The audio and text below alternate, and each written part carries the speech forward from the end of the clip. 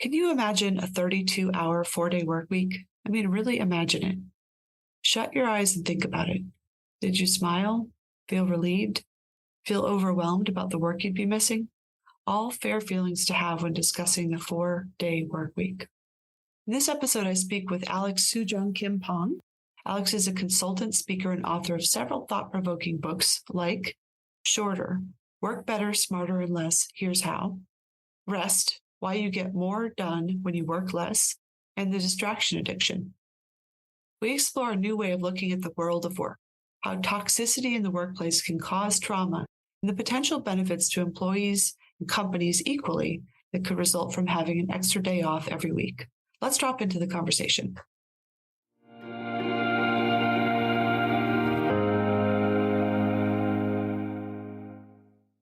Today, I'm so happy to be joined by Alex Soojung Kim-Pang, the author of Rest and Shorter, and he is spurring a movement that's really interesting, that's international in scope, with companies moving to a 4-day or even less sometimes work week. And so this is the Story of Our Trauma podcast. We talk about trauma in the kind of general scope of life. And I'd love to talk to you, Alex, about your work in the context of what trauma affects people, not just in America, but across the globe. So welcome to the show. Thanks very much. Glad to be with you. So let's start by maybe if you could give me your understanding of what trauma is, what defines a trauma. It doesn't have to be the textbook definition, but just your personal thoughts about what defines a trauma. I'm glad it's not that you're not asking for the textbook definition, because this is honestly something I've thought very little about. I mean, I suppose that my working definition would be sort of some manner of injury whose impact is not temporary, and whose impact is sort of maybe not simple to deduce. So, sort of things that you get over quickly, or sort of that you can understand and explain away sort of rapidly, that don't leave permanent scars. Those are sort of, I would not describe those as sort of as traumatic. Okay. On the other hand, things that I think also that things do not have to be especially notable or violent for them to to be traumatic, right? There's stuff that sort of I think that that those are the easy things to take note of, but there's plenty of stuff that happens in the world that leaves a mark that we need to try to erase, that sort of operates much more slowly, and right. Almost sort of geologically rather than catastrophically. Right. So the slow rolling ice grinding across, exactly. So there's something about non-recovery in your working definition of trauma, that it leaves an impact beyond just an event that's challenging. Yeah, but I'm not a psychologist, so sort of this is my understanding of it is very much like an uneducated person's sort of notion. So I'm actually excited. No, I'm excited to hear you say you haven't thought about this topic much, but you've zeroed in on immediately a couple of key factors that we've been talking about as a theme on this podcast. I'm not an idiot. Which is that trauma leaves an impact. It changes us, and it's often invisible. So it's not just the big T traumas, the big events that leave us feeling a helplessness or horror, but many of the things that we encounter in our everyday lives that can have that slower, more geological impact on us. Can the modern workplace be a source of trauma for people? I would say that the modern workplace is one of the great things that the modern workplace is able to manufacture is sort of traumas, large and small, notable and sort of invisible. It may be that work has always been like this, or it has been since, for almost as long as sort of economies and economic exploitation have existed. But I think that when you when you study the issues that we are trying to deal with in places like 4-Day Week Global or other organizations that are trying to sort of invent a future of work, I think, one of the things that you realize fairly quickly is the degree to which the modern workplace is absolutely brilliant at, at subtly exploiting and damaging people, or convincing people to sort of do that themselves in the name of economic self-interest or career advancement, or because they feel like they have sort of no other choice. So I think that this is we generally don't think of it that way, but I think that sort of for lots of people there is an element of professional development or career advancement or simply survival in the workplace that that leaves that sort of mark that we would be wise to try to understand and sort of to try to to help everybody move past. So one of the things that I'm reading right now is this book here, Shorter, that you wrote. And as I'm getting into this content, you talk about different industries and different correlated mental health struggles that people often have in those industries, whether substance abuse or other, kind of adverse outcomes. So to me, it seems plausible that the workplace can indeed be a form of trauma for some people in some conditions. Let's dig in a little bit to some of those different industries that you talked about and look at it a bit through this lens.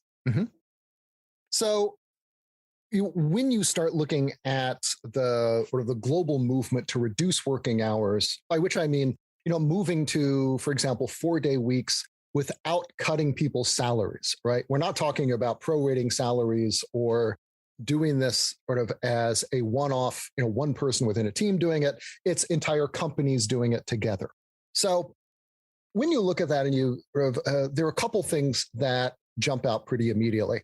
One is that this has been spearheaded the early adopters, the innovators in this movement have been in industries where overwork and burnout and often toxic work environments are sort of, either the norm or they're seen as kind of the price of doing business. So software startups, of elite restaurants, healthcare, professional services, creative firms. These are all, none of these are places that you get into because you want a laid back lifestyle, right? These are places that attract folks who have high personal standards. They're kind of workaholics. They often have trouble maintaining boundaries.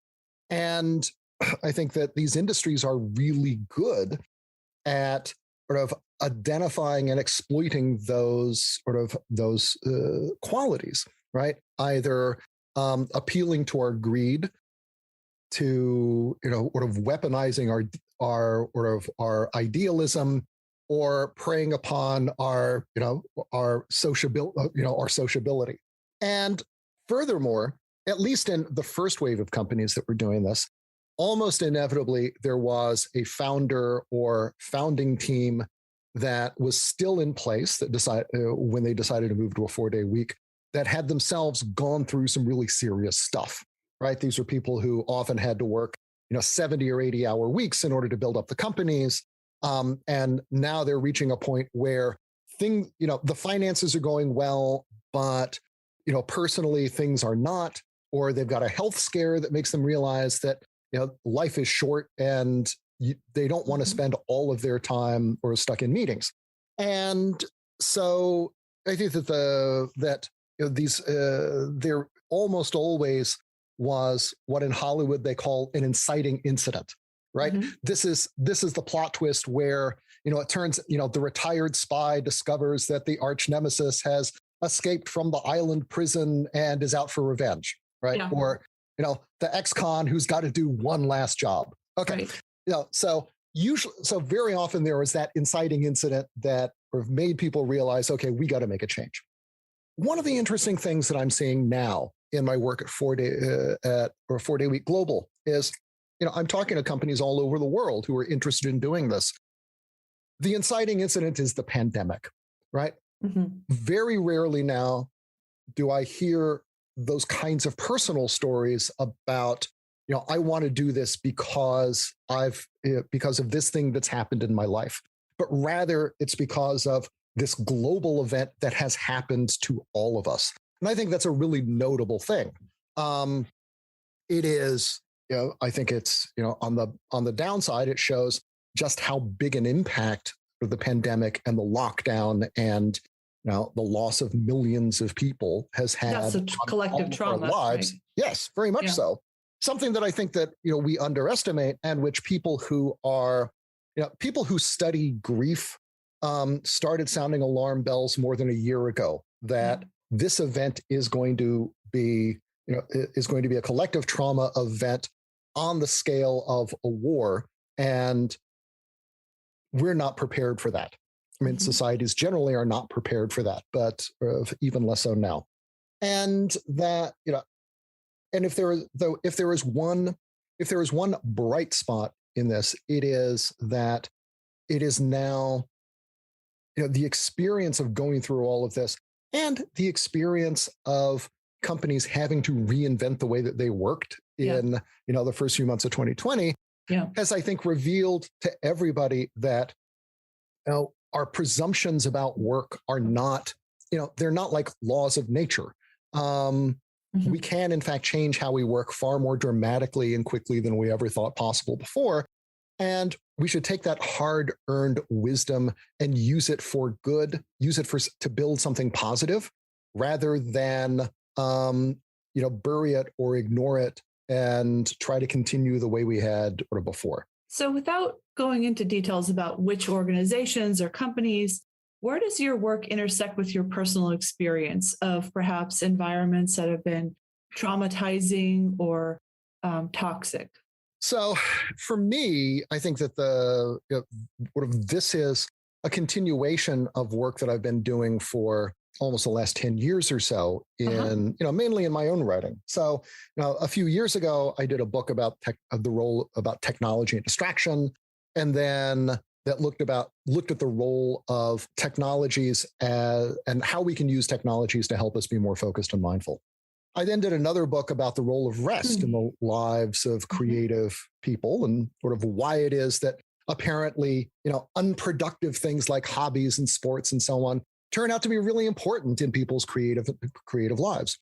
And my latest work is really a build on those two things, in that it is an effort to do at scale for lots and lots of people what what privileged individuals have done in the past, and often to use some of the tools that I talk about in my work on technology and distraction to create workplaces that are more focused, mindful, that allow people to do more meaningful work, et cetera.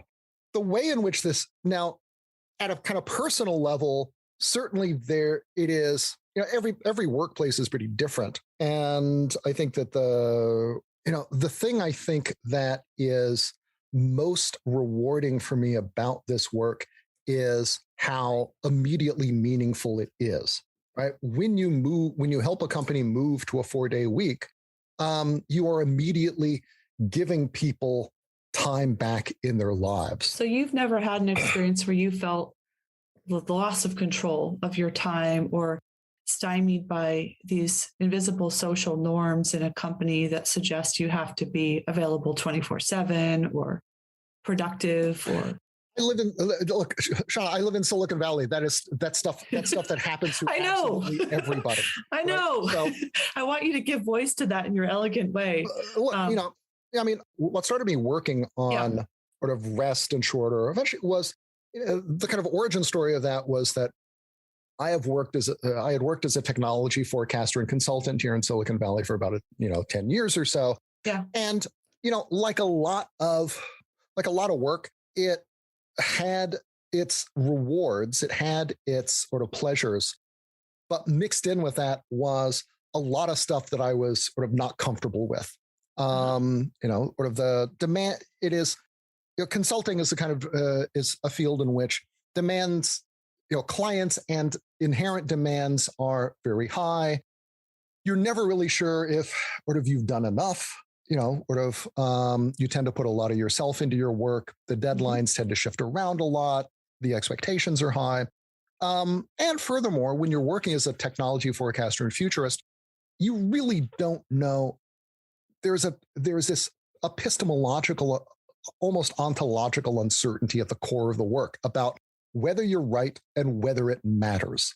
And so, those two things together, the fact that it is that this is the kind of work that can be compelling, but is essentially an invitation to both sort of work really hard without any certainty about whether you're doing good work or making any difference in the world, was challenging for me.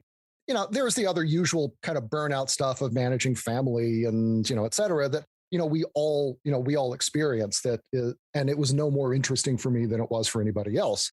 But the specifics of sort of my professional situation had to do with that weird combination of being able to sort of work enormously hard on something that could be really interesting, but for a result that you just never really knew was going to make a difference in the world. And so the thing and so consequently, one of the things that I love most about 4-Day Week is that the work, remains really, really interesting, right? You're talking to people who in all kinds of industries who are, who really want this for themselves and their people. They want to make a difference in sort of the lives of their workers. They want to make the workplace a better place. And I can see those results very, very tangibly in the course of, a couple months, right? Either this works for organizations or it doesn't. It solves that problem for you. Yes. And that for me is super satisfying. Exactly. In your work. But those are not structural things in a company, environment that, and I want to go back to something you said. You wrote your first book on using technology to help us with our focus. Right. And the need to do that is interesting because one of my questions for you was, there it is. The distraction addiction. Yeah. Exactly. I was wondering if there's something in modern society, in the modern workplace, that makes it more important to think about control of our time than perhaps in other societies. And I go back to a study that was done on looking at the exhaustion and the repair needed in two conditions. One was when people were put through an intensive physical boot camp, and the other was when they were put through intensive mental exercises. And of those two conditions, the mental exercise condition required more repair. And so I think about the nature of modern workplaces and the number of inbounds, the number of distractions, the number of platforms, even today, to toggle between the platform I intended to use that's been glitchy and say, no, I'm just going to go to Zoom. Right. That kind of X factor of there's 15 ways that you can be reached and 5 platforms and competitive platforms are always rising up to try and kind of win the day on different tools that you need for business. That's different than business, 50 years ago, where you had work and you worked hard and it was more of a marathon. This is like a marathon with 10,000 pop-ups coming at you every hour. Can you reflect on that, the distraction and the overstimulation in today's workplace culture? Sure. I think it's as you were speaking, what came to mind was American Gladiator, right? Where sort of you're running this obstacle course with 14 very different kinds of sort of challenges. Sort of you can fall in the water, you can get singed by the flamethrower, et cetera. And I think that they're shooting tennis balls at you. Right. That's the inbounds, Clearly, we've both watched too much American Gladiator. But my high school prediction was to replace lace on the American Gladiators. Hey, so, yeah, shoot high. So no, I think that I would love to know more about that about that study, by the way. But I do think that there is no study that tells us that sort of cognitive load in the workplace is doing anything but going up as the number of distractions and different things that we have to manage are also going up. The fact, we have been working in open offices, which essentially are like amplifiers for for interruption and distraction. We often work in places in which there is a high premium on sort of being responsive to colleagues or to bosses, which again is, and the downside of that responsiveness is that when your work, the time required to get back on track if you were working on something hard is measured in minutes. And indeed, generally, on the average, the cycle of interruptions is shorter now than the amount of time it takes us to get back into deep work, into sort of really focused mode. Yeah, right. Consequently, it becomes increasingly difficult to ever do really serious work. The other thing is that the multiplicity of platforms means that not only do you have to do the cognitive work of remembering, right, it's control this for, in Slack, whereas the same thing, the control thing on another platform is erase everything. But, keeping in mind, all right, the amount of time that I spend having to reconstruct whether that message from someone came in through LinkedIn or Instagram or email and which email account or something else is just bonkers. Yes. Likewise, remembering that's a clinical term. And remembering who it is who uses different platforms. Yeah.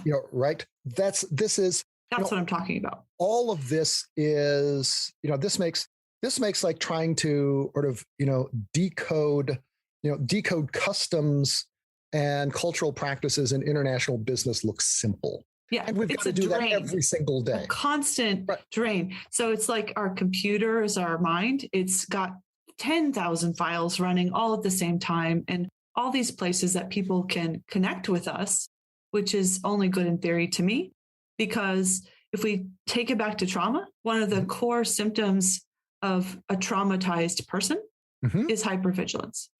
So always scanning for where the threat may come at you. Now, it's not necessarily a threat, except the perceived threat of if I'm not responsive, right? Becomes for many people that real emotional reality. And so to your point, there can be a hypervigilance around what if I miss a key message or I'm not responsive on one of these 15 platforms that anybody can reach me at any given time. Right. And it does not allow the mind any rest if that is kind of the prevailing way that we communicate.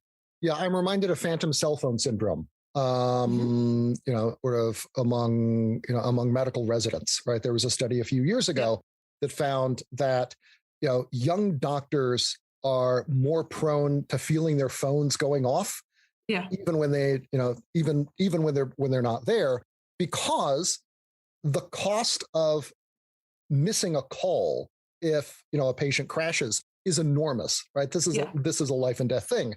Whereas you see this much less among senior senior hospital staff who generally are not in that situation.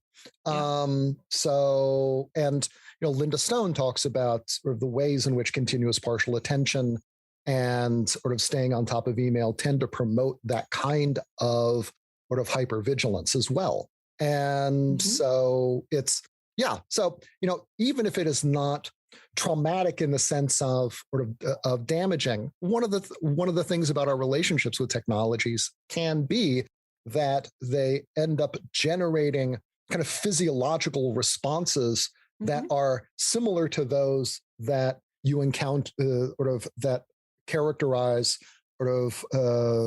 trauma response and adaptation. So this is a whole other way in which sort of technologies end up draining us and and generating these kinds of bad psychological effects. And where your attention is focused, is a zero-sum game as far as people with a family, with kids.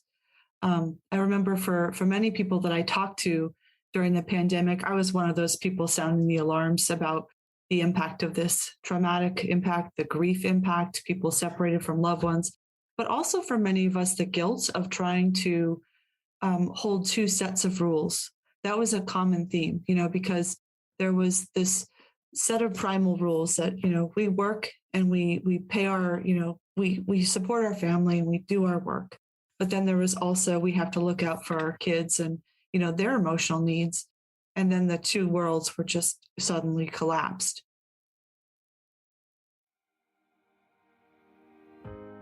You can break the barriers of mental health. Given Hour's mission is to provide help and hope to those in need. As of 2021, Given Hour's volunteer network of mental health providers has delivered over 360,000 hours of barrier-free, no-cost mental health care. With a small gift of $5, you can give help and hope. Your generosity will allow Given Hour to deliver confidential mental health services and vital education tools. Thank you for your support, because mental health is just as important as our physical health. Visit www.givenhour.org to learn more or to donate.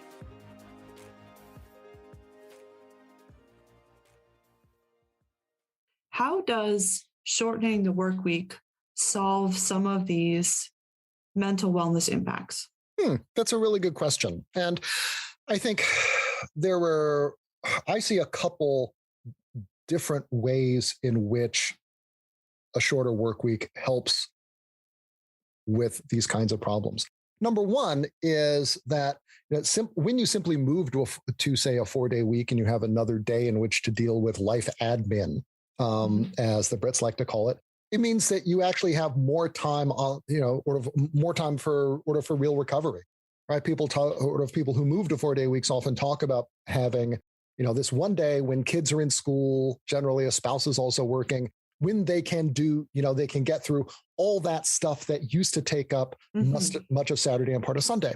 And as a consequence, they simply have more hours left for self-care, for time with family, community, et cetera, right?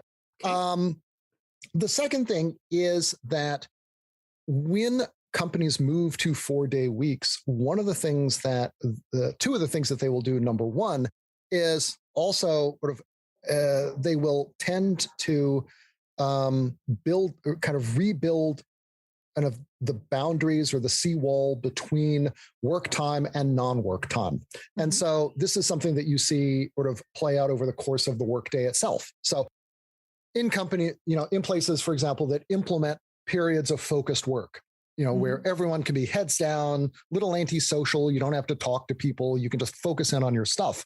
They will counterbalance that actually with having coffee breaks or lunch for everybody, because what they come to see is that workplace friendships matter an awful lot to many of us. I think, particularly to men of a certain age who tend not to have many close friends outside of work.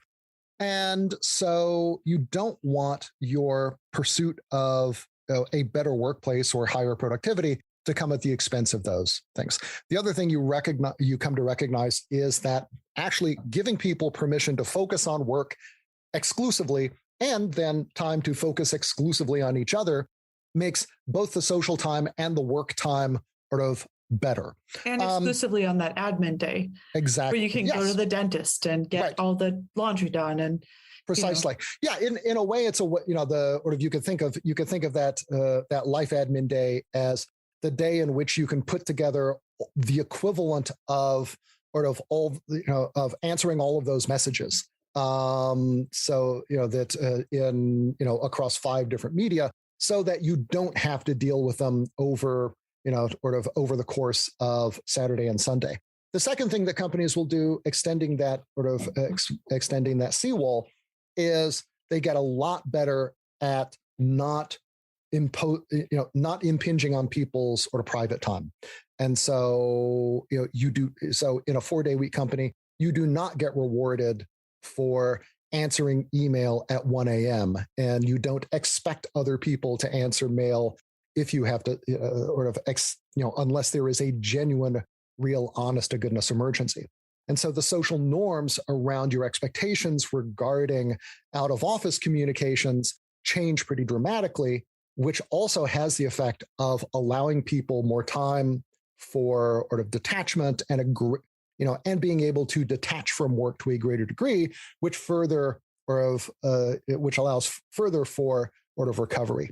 The one other thing I would say as well is that there is some evidence that it helps make work feel a little more meaningful, right?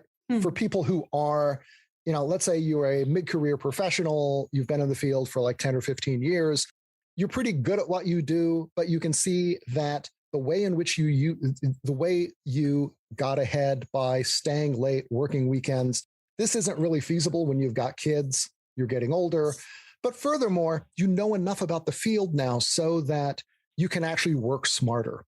And moving to a 4-day week is an opportunity to reinvest your work with sort of a sense of sort of useful challenge and to give you an opportunity to take some more control over your work and to put into place a bunch of those things that you've long thought, if I were running this place, if I were in charge of this industry, here's how I would do it. Here are the things that I would fix. In a 4-day week, you have a chance to do that. And that is really meaningful for a lot of people. Yeah. So that control, I think, is a really important element to draw some attention to, because one of the hallmarks of a trauma response is a sense of helplessness, a sense of not having any control.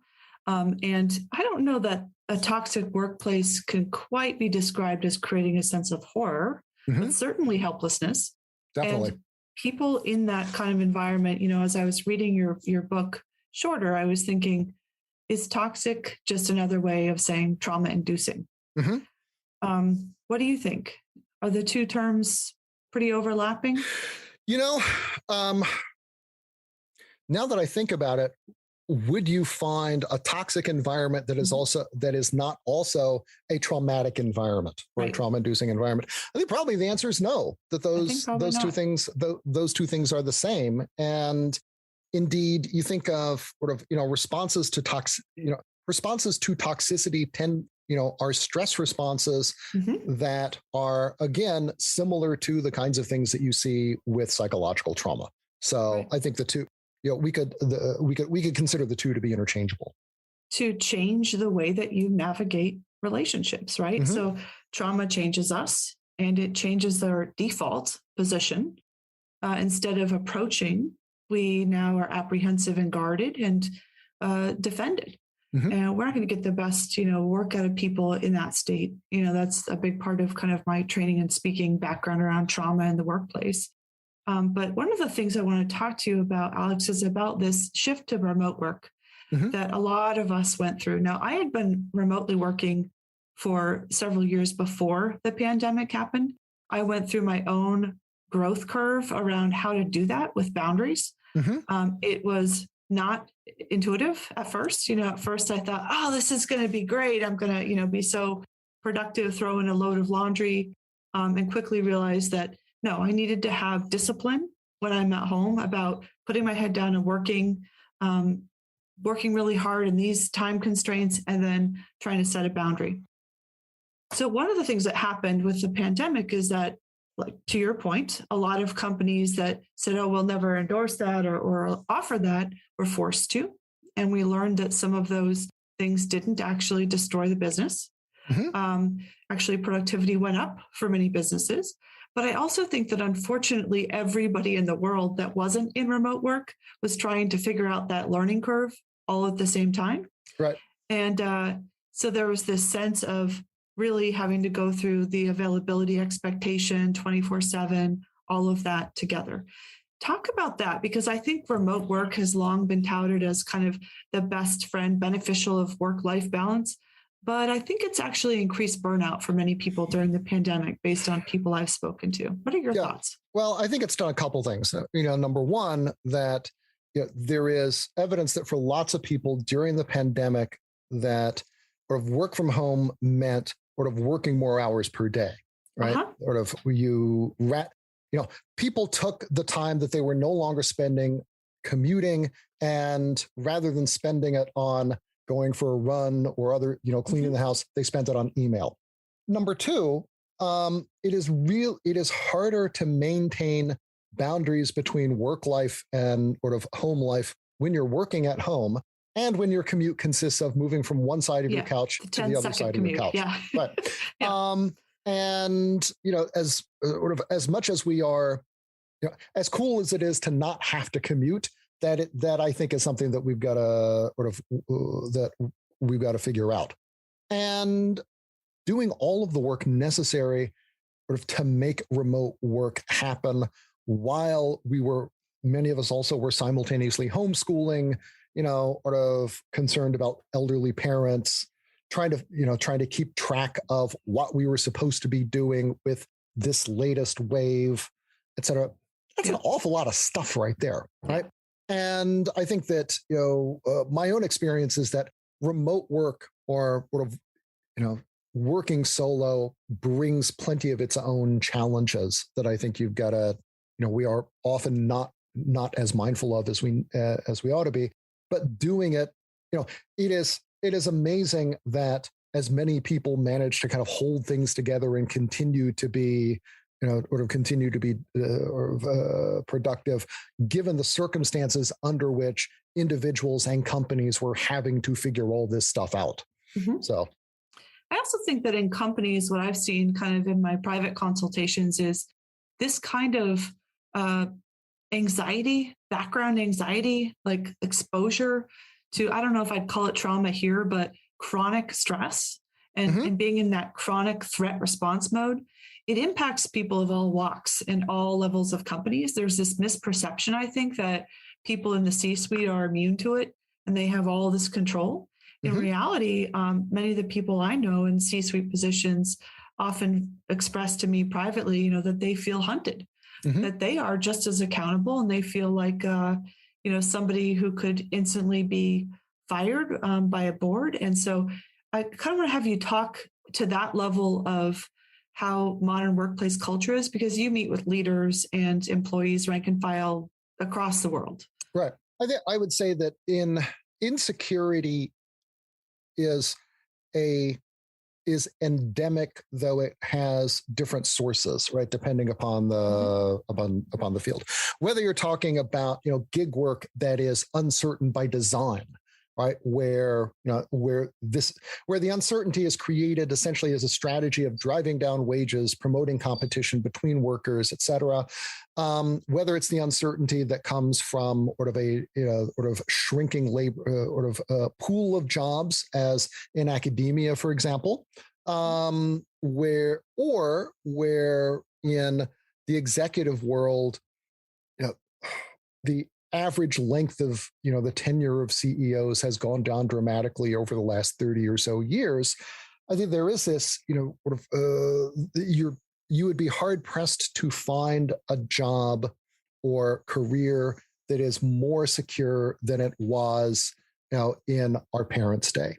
And this is, I think that sort of whatever economic evidence there may be that this has some benefit from a public health standpoint. It is something between a minor and a major disaster, because it promotes all it is licensed for all kinds of bad behavior, right? Sort of, if you're going to be CEO for 3 years, you have far fewer incentives to, think long term, to do things that are good for the company versus good for yourself, and a lot of incentive to, get as much as you can as quickly as you can, which tends to play into a kind of sensibility that, these days you either are successful super quickly or never. Right. This is, in the like crypto NFT investing world, there is this saying, Lambos or food stamps, right? Either you're going to, you're going to put the second mortgage into, pictures of bored apes, or actually receipts for pictures of bored apes, and you're going to become a billionaire, or you're going to lose it all. And there's nothing in between. Yeah. And that is not a kind of sort of economic model that that leads to either personal or psychological stability, or sort of a sense of confidence about or confidence in the world. Or the perhaps incentive personally to change the culture of the workforce, right? Yeah. So, I mean, it seems like based on our conversation, there are changes that would need to happen to become more well in the workplace within the individual, right? Challenging their own mindsets about the value of their work, their ability to set boundaries. But such a bigger part of that seems to be what's required at the leadership level of a company. To what degree is this supported? How is the social norm of a company formed and maintained? What does it take for the leadership level? This is a two-parter. The leadership level of a company to support this. What does it take for the individual level to embrace this change?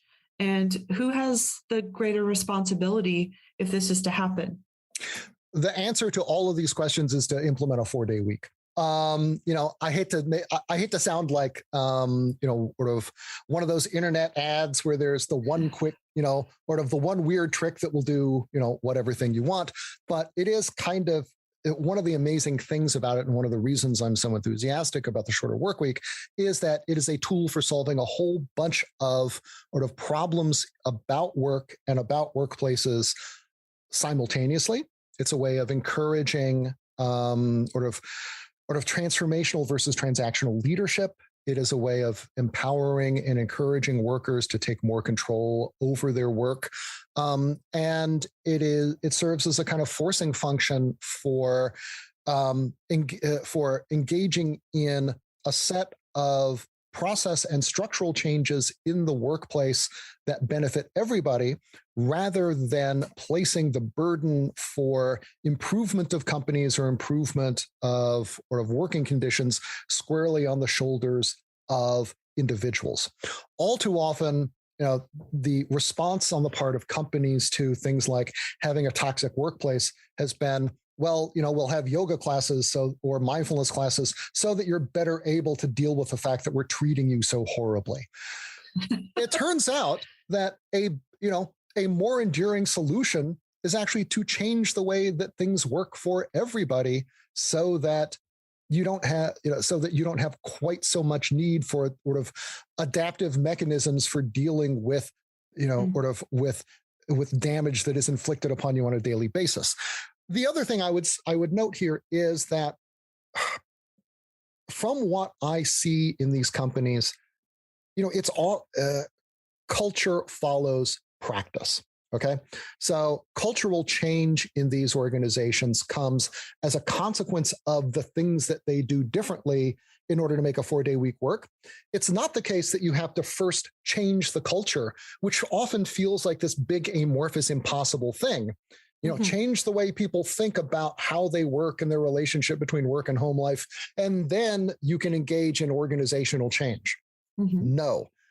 Organizational change first, then drives changes in the way that people think about work, about working time, productivity, all of et cetera, that then goes to sort of change to, I think, help sort of heal these places and give people more space to heal. So we've agreed that toxic work cultures are equivalent to trauma-inducing work cultures.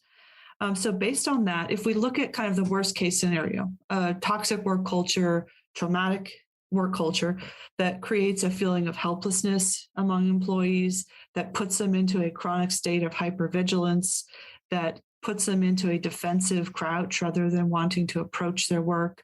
They have so much anxiety that they are not optimally functioning. It impairs their concentration, because we know that trauma impacts concentration. And then we look at, what does right look like?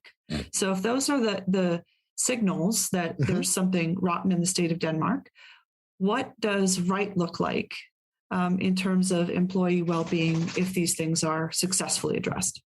Well, I think not to punt too hard, but obviously right is going to look a little different depending upon, upon the person in the workplace. But I do think that that regardless of where you work or what you do, that having that greater sense of control over your work, that greater sense that your work has some meaning, whether it is, whether this is highly personal, right? You are sweeping the floors so that you can pay for your kid to go to college, or whether it's, you are working in this emergency room because you saved lives.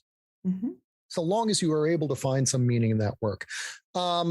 And if you're if you're able to do it in a way that doesn't physically and psychologically destroy you, right? That does not, in which one condition of doing this work is you have to be willing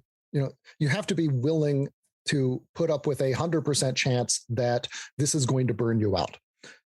It used to be, for doctors, it used to be that 100 years ago, 10% of them were likely to contract tuberculosis, just, as a consequence of, sort of working in hospitals. It is far, far more likely now, what is it, more than 50% of physicians in the United States deal with issues around substance abuse, depression, et cetera, at some point in their lives. That's a lot more than 10%, getting TB. That's, the risk of moral damages or psychological damage is much higher now than in the past. And I suspect you can see similar kinds of things in other professions. At the leadership level, I think part of what this means is thinking in terms of leadership, not as an exercise in figuring out how much time and energy you can extract from people in as short a period as possible, right? What kind of pizza can you bring in the office in order to get people to come in on Saturdays?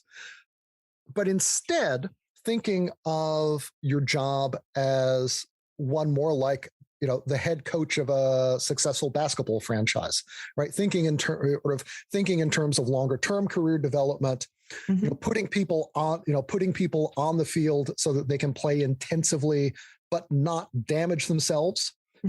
Steve Kerr is not a great coach of the Golden State Warriors because he puts Klay Thompson and and Steph Curry out, every minute of every game.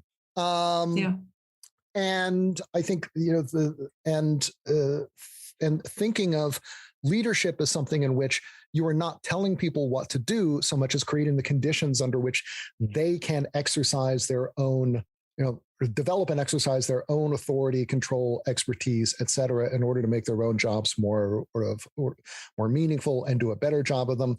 All in all, doing things to make workplaces and work more sustainable for people. These are things that I see happening in 4-day week companies, and which I think every company ought to strive for. I think this is what good workplaces and good work looks like. And for me, the 4-day week is a great instrument to help make that happen. So, so that's what I would. So, what was the question? No, I was just, what does right look like? And what I heard you say is there we go. People would have more of a sense of control, that they would be able to find meaning in their work. And I think where you then went was that leaders need to think differently about leadership as being more like coaching in creating a sustainable productivity rather than a short-term burn that will not be sustainable. Right. And your premise, if anybody reads any of Alex's books, Shorter, Rest, and the Distraction Addiction, is that what the first one was called? Yes, exactly. That is, you'll get better productivity and performance ultimately by moving in this direction. And I will say that, even though I haven't, gotten through all of the books, it's not just anecdotal. He has definitely done some research on companies where this is working, big and small. And one of the things that stood out to me is it's not just companies that are big fat companies with a lot of extra revenue. You have smaller companies that you are shepherding through this 4-day work week. And you run a protocol or a program to help companies. So that's my last question is I want to hear about that program that you offer to companies, and then maybe give you some chance for final reflection on what we've talked about in the frame of what is trauma, is the workplace potentially traumatic, and what are some ways to pivot? Sure. So, what we do at 4-Day Week Global is bring together companies who are interested in moving to 4-day weeks and trialing it and see benefit in having some guidance and doing it with sort of other companies, right? One of the things about leadership often is that it is quite isolating. And I think, never more so than when you're trying to do something that runs against the prevailing assumptions of your industry. So, if you run a restaurant or an advertising agency where everybody else is doing 70 or 80-hour weeks, and and your business model is based around taking 23-year-olds, extracting as much labor as you possibly can from them for 36 months, and then getting rid of them and replacing them with another crop of 23-year-olds, fighting back. Fighting against that is really, really hard. So there is, to some degree, some safety and wisdom in numbers. And so what we do is we bring these groups together. We work, I have worked or studied now probably 300 companies that have done this. So we have a lot of knowledge about how companies who do it successfully do it. Mm-hmm. So we've distilled that down into a process, a 2-month planning process that we take companies through, and then work with them to, over the course of a 6-month trial, to see how they're doing, course correct, work through problems, et cetera, et cetera. Mm-hmm. So that's what 4-Day Week Global does. And, we've now done it with companies in Ireland, the US, Canada, UK, Australia. I've worked personally with companies in Latin America, Japan and Korea, and elsewhere. And so it's, so if this is something that, but I think, regardless of how you go about doing it, what path you choose, that you'll see benefits for everybody in the company, employees as well as owners or managers. You see improvements in the way that companies run. Often clients are some of the biggest supporters rather than sort of critics of these initiatives. And you'll have a happier, more productive, more sustainable workplace. I think also that it's also, not coincidental to or orthogonal to this. It's also a workplace in which people are less exposed to the kinds of sort of dynamics, the kinds of sort of managerial strategies, or the sort of, interpersonal dynamics that can make for that can make workplaces or professions these sort of gladiatorial arenas of trauma, of traumas, big and small. Yeah. And as well as giving people a little more time to process and to recover from their experiences in the past. I think that in a way for especially for mid-career people, the ability to take, that sense that they are able to take control of their careers and to create something better than what they grew up with, that's a pretty powerful thing. I don't know anyone who doesn't benefit from that, as a way of both taking control of your future and sort of putting to rest some of the demons of one's past is, that's not a bad thing to be able to offer people. One of the things about trauma is that it masks itself from us. And so with a number of my private consultation clients over the years, I don't really have too much time to do that work anymore, but there's been a theme that people don't realize how traumatizing an environment is until they're out of it. Mm-hmm. that while they're in it, they're like the proverbial frog in the pot of water, that it just ratchets up and they never really detect it until they're out of it. And so one of the reasons I do the podcast is to make people aware of and discerning of the things in their lives that are subtly breaking them down. So I really appreciate your initial concept of what trauma is, to not include just the big traumas that are easier to code and recognize, but those slower, more invisible things that perhaps other people don't see. I've really enjoyed this conversation, Alex, and wanted to give you a chance to share any last thoughts about anything we've discussed. Really anything. No, I thank you very much for sort of the chance to talk about this. It's a new take on on a bunch of things that I'd been thinking about for a while, but have never quite thought about in just this way. So I think if there's one thing I would encourage people to go away with, it is that it is, the lesson of the last couple of years and the lesson of all of my work, I think, is that it is possible to create a world of work that is much better than the one that we have all grown up with, and that this is a world that is sort of closer to hand than we ever imagined. And companies and people are demonstrating this all the time now. And so there is I think for all the rest of us, there is no reason to wait, and for many of us, there is no time to wait. So that's what Thank you. Thank you, Alex.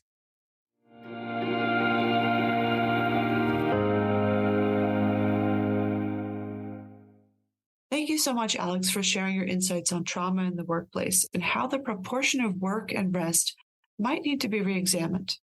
Alex is creating a movement that has been developing steam across the globe for the last few years, one that suggests we might actually be more productive if we have more rest in our lives. Take a look at his work. It might change some of your fundamental assumptions about work. Post-traumatic stress is not a life sentence. Trauma can be healed with the right insights, the right treatments, and the right support. The story of our trauma is presented by Stella. Visit www.stellacenter.com to learn more about Stella's breakthrough trauma treatments. Please share this episode with people you care about who have been impacted by trauma. And remember to subscribe on Spotify and other streaming platforms.